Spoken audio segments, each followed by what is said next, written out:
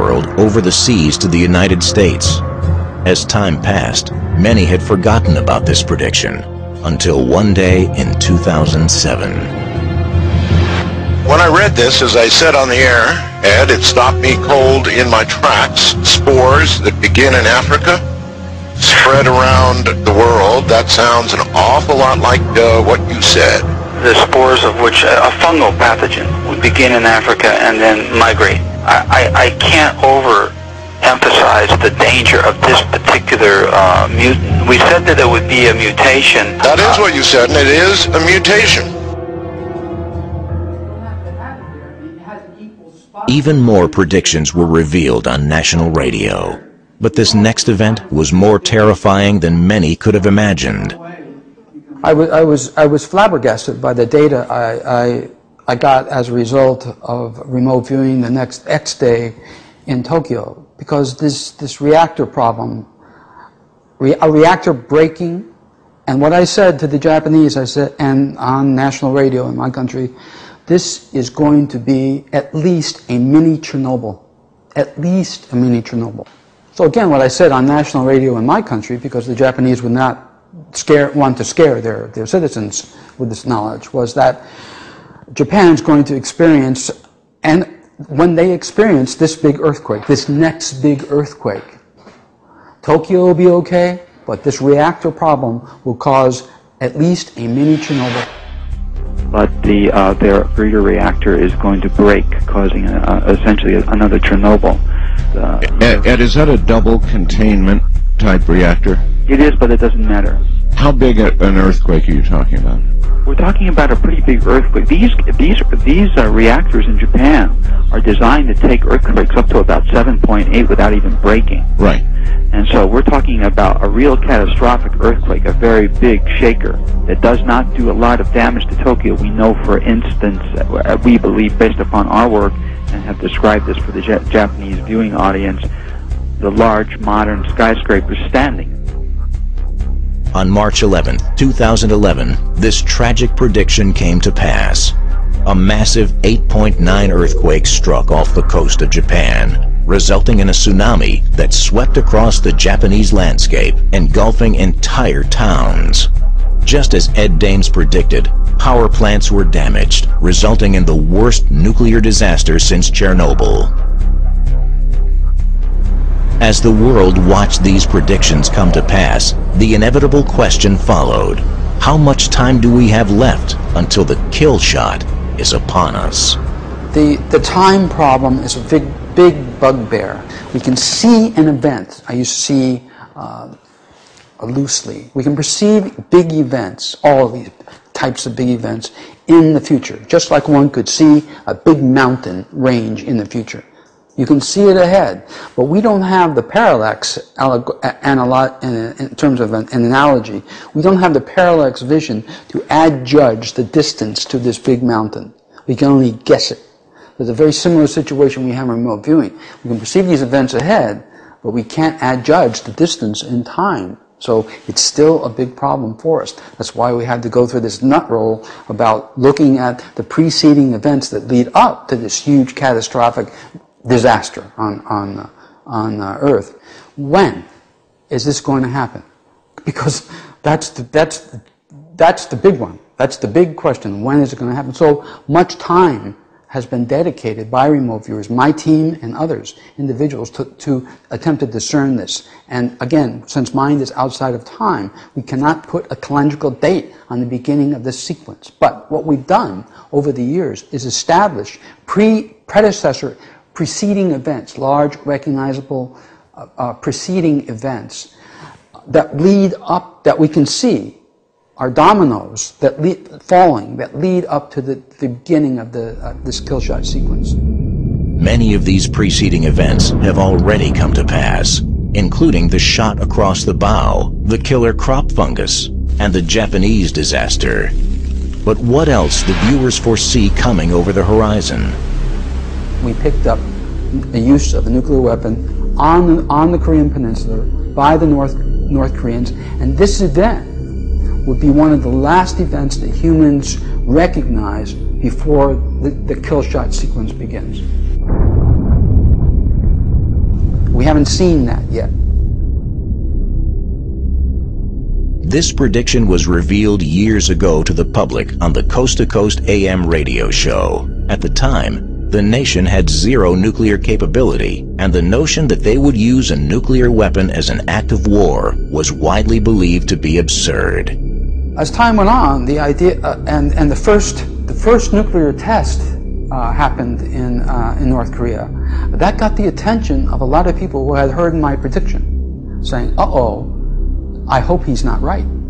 That was just a test." But they are certainly developing. And we know now, we have remote viewed the fact that they're developing at least atomic mines, underwater mines, against U.S. subs. We know that as remote viewers. And we know that they're going to pop a nuke in anger because that event was so big. It's not a little epiphenomenon like a baseball game or something like that. It's a big event in history.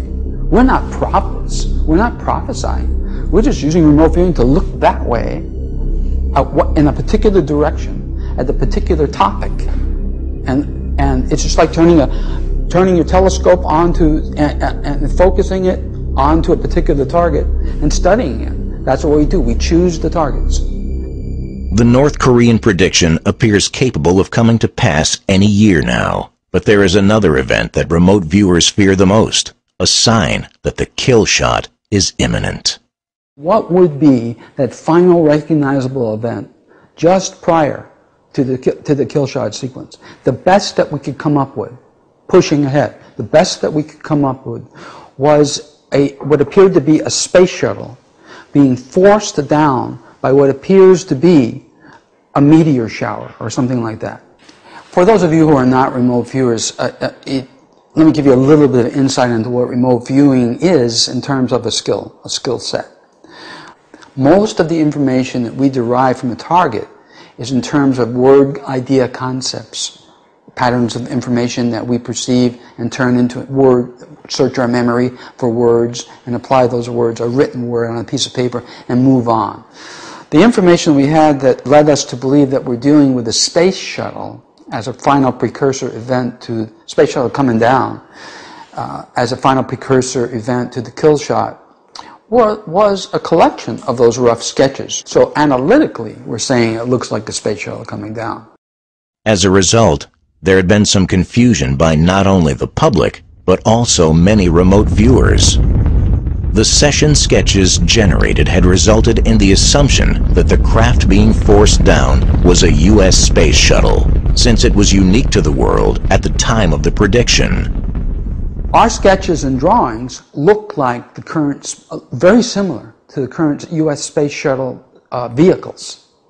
There are some variations among viewers too, but we know that the Air Force has another program now, a nascent program. I think it's a spy vehicle that's up there, a maneuverable vehicle. That particular vehicle also looks like the U.S. space shuttle, the manned space shuttles. Today, the recent U.S. space shuttle design is being emulated by many different space agencies around the globe, both government-oriented and private. No longer is the design unique to the U.S. space program, but the precursor itself remains the same. When a shuttle-like craft is forced down from orbit, the kill shot will begin. When you see these particular events happen, that last one in particular, we don't know how much longer it will be until the kill shot, because mind is outside of time. The best that we could do is say this event is the last big one that you'll see as remote viewers before this kill shot sequence happens. Regardless of how long it is, that period between this shuttle event and the beginning of the kill shot sequence, we know as viewers, and I have personally viewed this particular event on a number of times because it's so powerful, that all of these warring parties that we see on the planet, all these many wars, that on the ground, all of these soldiers look up in the sky. They all look up. So something is happening in the sky. In fact, there's probably unprecedented atmospheric effects that in recorded history, perhaps an unrecorded history, there's been events like this, but nothing in recorded history. Something happens in the atmosphere that has not been seen before, because all these soldiers are looking up, and then they go home. Their priorities change. They go home. So that's when it starts.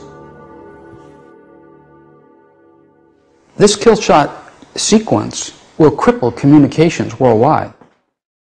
It will take out satellite communications in a very short order. Power grids, we're all aware of what it will do to power grids and what it has done in the past, and in certain instances, go back and check it out. Power grids will go down. There's many people over many months of time, and throughout the world will have no power. There are cities without power and communication. You can figure out for yourself what that will mean too.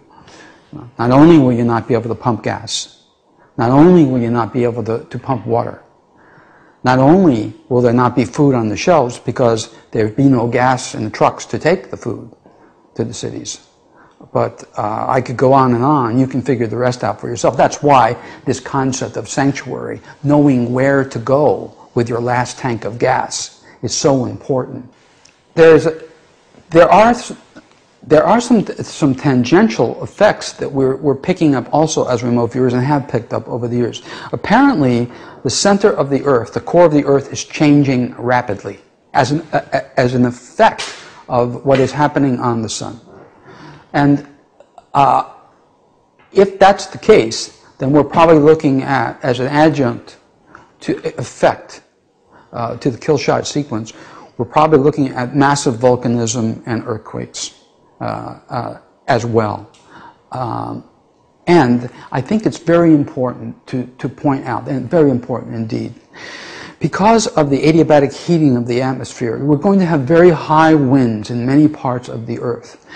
The sky, the sun, the light will be obscured. It will be very difficult to grow crops on the surface because of both winds and lighting conditions. Solar physicists were chewing their nails because they were very concerned that the sun had been very quiet for so long, and this was not predictable. And so because it was not predicted, it did not follow the solar cycle, they